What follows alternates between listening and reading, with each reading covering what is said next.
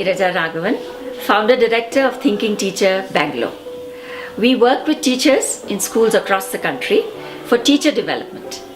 We employ a process known as action research, and in this process the teacher has a very customized and organic way of learning and developing and professionally gaining from day-to-day issues that they face. This is our primary mode of engagement with teachers because we believe one size fits all kind of training program doesn't work.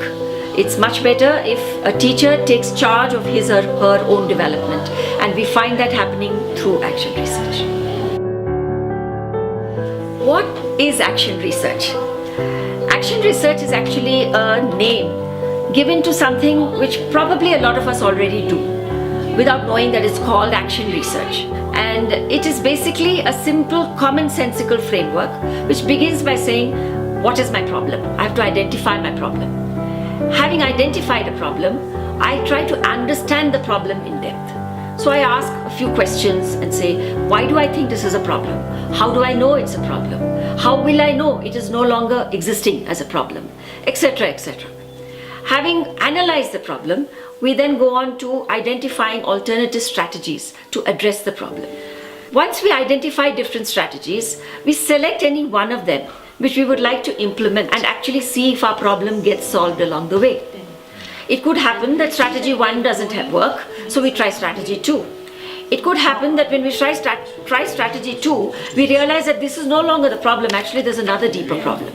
That's fine. The nice thing about action research is there's no one way that you have to proceed. You could go in a spiral or you could go in a simple cycle. The simple cycle is plan, act, observe and reflect. Instead of applying a formula and finding it, see how you can derive the formula.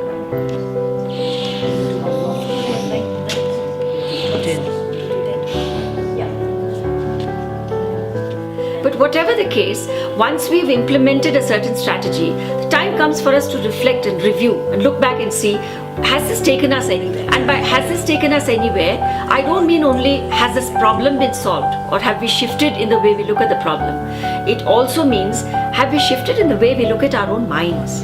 Have we identified certain biases we have which we were not aware of when we started this action research? Have we tested some assumptions which we normally took for granted, and this action research has made them surface? In fact, that I deem to be the biggest fruit of action research, not so much the addressing of a problem, which I'm not belittling. Solving problems is a very good thing, but it's a much better thing if we understand the mental makeup of the one who's seeing it as a problem. Why should a teacher do action research? I think that's a very valid question. And I would say that for a teacher whose day is so packed, action research will not make any extra demands on the teacher, because action research by its very definition happens during the work day in the workspace. And a big fruit that it gives the teacher is that the teacher starts turning more reflective. Reflection is a very natural process which every human being does to some extent or the other. Whenever there is a crisis, house is going to catch fire, there is no time to sit and analyze where is the fire coming from, what should we do. We act, we reflect. But in our day-to-day life as teachers, it is very natural that we get into a very comfortable mechanical groove, because we get used to teaching the same subject over and over again to fresh batches of students, and we become so good at it, we stop thinking about it. And that is a very dangerous thing for a teacher to do, to stop thinking. Because when the teacher stops thinking, students stop thinking. So action research is a way of getting even a seasoned teacher who has taught for decades to take a fresh look at his or her practice. The reason why I'm so passionate about action research as a means to teacher development is because for several years as a teacher educator, I adopted the conventional means of teacher development. When I would come back to my workstation or my home, I would have no idea how many of these teachers actually implemented any of the learnings that they had gained, if any, through my workshop. So I was always very dissatisfied with this model of teacher development. When I anchored a research study as a professor in Azim Premji University, I anchored a research study which wanted to explore whether action research would offer a better means of teacher development. I found that it was not only a better means of teacher development, it was so powerful that I set up my own concern called Thinking Teacher, saying this is what I want to do with teachers across the country. Why do I say it was powerful? These were simple teachers who had been thinking. It's not that they had not been thinking and reflecting, but just through a cycle of 4 to 5 months of action research, they experienced such powerful shifts in their thinking and their pedagogy that I saw that the power of action research simply cannot be underrated.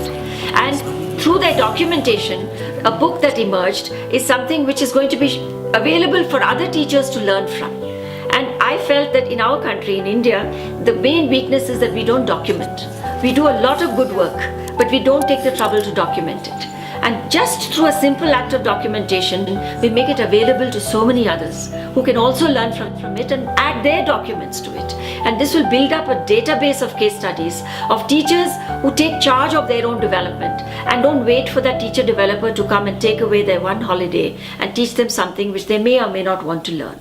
So I really am passionate about action research as a means of teacher development and would like to do as much as I can to disseminate this as a method for teachers to take charge of their own growth.